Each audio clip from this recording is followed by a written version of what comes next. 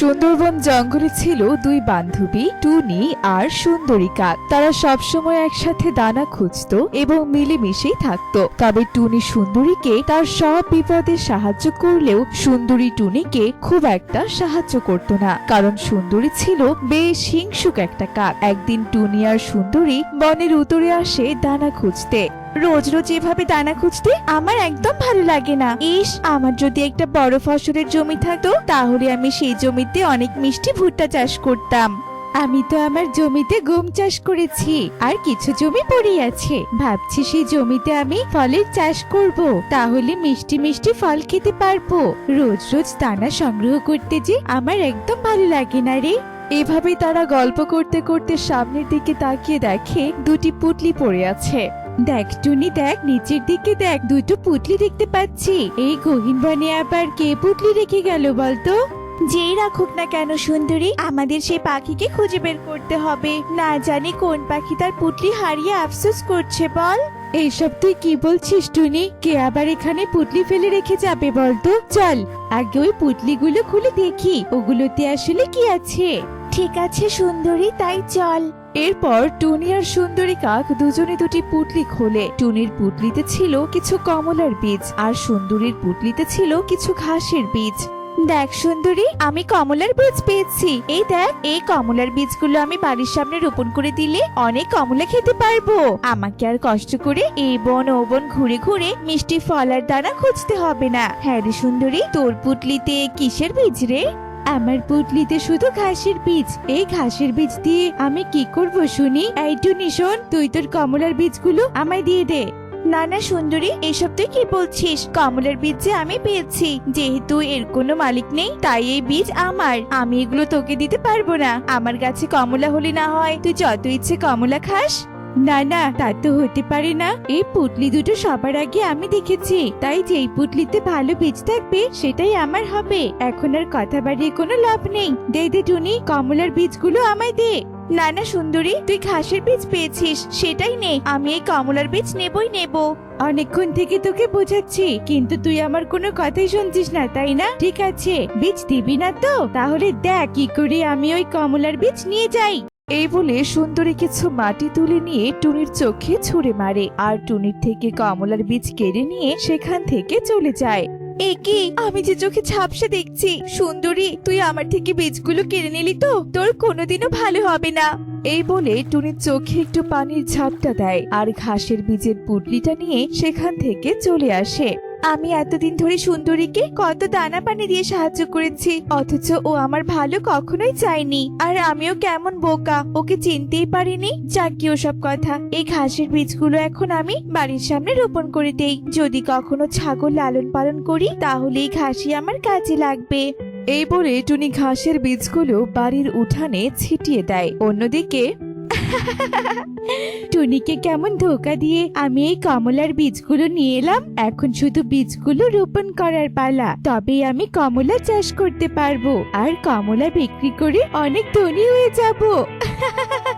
এসব কথা বলে সুন্দরী হাসতে থাকে আর তার জমিতে কমলার বীজগুলো রোপণ করে দেয়। দেখতে দেখতে বেশ কয়েক মাস কেটে যায় আর টুনির জমির ঘাসগুলো অনেক বড় হয়ে যায়। অন্যদিকে সুন্দরীর জমির কমলাগুলো অনেক বড় হয়ে পেকে যায়।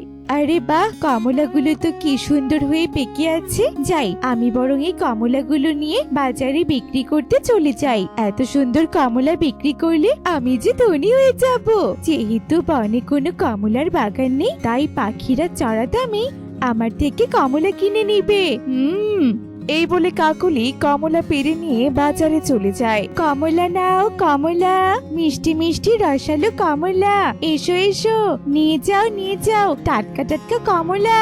বাহ, কি সুন্দর কমলা! কতদিন হলো কমলা খাই না। হ্যাঁ রে সুন্দরী, তুই ওই কমলা কোথায় পেলি রে? কোথায় আবার পাবো? আমি আমার বাগানে কমলার চাষ করেছিলাম। আরে বাহ, এ তো বেশ ভালো কথা। তাহলে তো আমরা বনের পাখিরা এখন থেকে রোজ রোজ কমলা খেতে পারবো। তা বলছি, কমলা কত করে কেজিতে বিক্রি করছিস? 500 টাকা কেজি। কি বলছিস তুই? 500 টাকা কেজি? আমি বাপু 100 টাকা কেজিতে নেব। দিলে দে, তা না হলে আমি চললাম। যাও যাও, এক দাম 500 টাকার একটা টাকাও কম নেব না আমি। নিতে হলে নে, তা না হলে ভাগ এখান থেকে, মোটা ছোটওয়ালা তোতা। সুন্দরীর মুখে এমন কথা শুনে মিঠু সেখান থেকে চলে যায়। আর এভাবে সন্ধ্যা হয়ে আসে, কিন্তু চড়া দামে কমলা বিক্রি করায় কেউ আর সুন্দরীর থেকে কমলা কিনে নেয় না। এই পাখিগুলো কি জানে যে ভালো জিনিসের দাম ভালো হয়? সত্যি ভালো জিনিসের কোনো মূল্য কেউ দেয় না। কি আর করার, যাই কমলার ঝুড়ি নিয়ে বাড়িতেই চলে যাই, কাল আবার কমলা বিক্রি করতে আসবো। এই বলে সুন্দরী কমলার ঝুড়ি নিয়ে বাড়িতে চলে যায়। এদিকে পরের দিন সকালবেলা বনে প্রচন্ড গরম দেখা দেয়। টুকি ঘুম থেকে উঠে তার মাকে বলে, মা, ও মা, ওঠো না। উফ, কি যে গরম পড়েছে।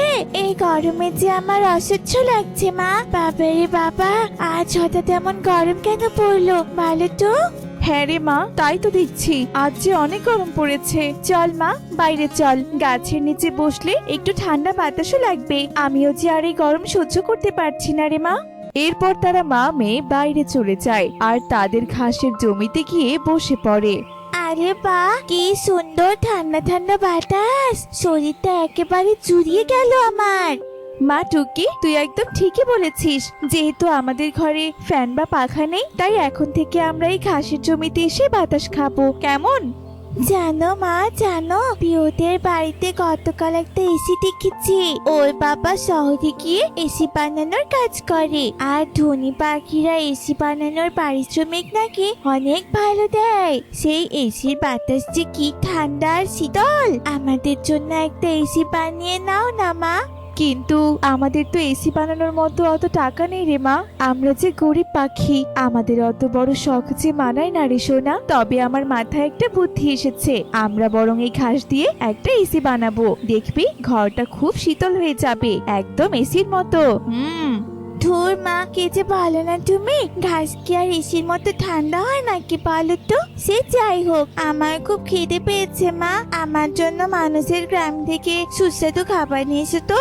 এরপর টুনি মেয়ের আবদার পূরণ করতে মানুষের গ্রামের ময়লার স্তূপে যায়। আর তখনই টুনি দেখে একটা এসি পড়ে আছে, যেটা নষ্ট ছিল আর এসিটা কিছুটা ভাঙা ছিল। এটা তো এসি মনে হচ্ছে, তবে এসিটা হয়তো নষ্ট। তা না হলে মানুষেরা কেন এসিটা ফেলে দেবে? আমি এক কাজ করি, এই এসিটা বাড়িতে নিয়ে যাই, বান্টি দাদার থেকে ঠিক করে নিয়ে ঘরে এই এসিটা লাগাবো। তাহলে আর আমার মেয়েটার গরম লাগবে না। যেমন ভাবনা তেমন কাজ। টুনি এসিটা বাড়িতে নিয়ে যায় আর বান্টি কবুতরকে ডেকে নিয়ে আসে। বান্টি টুনির এসিটা ঠিক করে দেয় আর তা ঘরে সুন্দর করে লাগিয়ে দেয়। এরপর টুনি বান্টিকে কিছু টাকা পারিশ্রমিক দিলে বান্টি সেখান থেকে চলে যায় আর টুনি এসিটা ছেড়ে দেয়। আরে বাহ, কি দারুণ ব্যাপার, একদম ঠান্ডা বাতাস বইছে ঘরে। এই গরমে এখন একটু স্বস্তি পাচ্ছি বাবা। এরপর টুনি সেই পুরনো এসি নিয়ে গরমে আরামে থাকতে লাগে। আর ওদিকে সুন্দরীর কমলা বাগানের সব কমলা গরমে নষ্ট হয়ে যায়। সে বাধ্য হয়ে ভালো কমলাগুলো নিয়ে বাজারে চলে আসে। কমলা নাও কমলা, 1 কেজি আজকে মাত্র 100 টাকা। নিয়ে যাও নিয়ে যাও, টাটকা টাটকা কমলা নিয়ে যাও। কিন্তু এবার আর কেউ সুন্দরীর থেকে কমলা নেয় না। আর সুন্দরীও বুঝতে পারে অন্যের থেকে ছিনিয়ে নেওয়া জিনিসে কখনোই সুখ হয় না। সে তার কৃতকর্মের জন্য আফসোস করতে থাকে। অন্যদিকে টুনি এসির সাহায্যে মেয়েকে নিয়ে সুখে শান্তিতেই থাকতে লাগে। তো বন্ধুরা, দেখলে তো কখনো কারো জিনিস ছিনিয়ে নিতে নেই, কেননা কেড়ে নেওয়া জিনিসে কখনোই সুখ হয় না।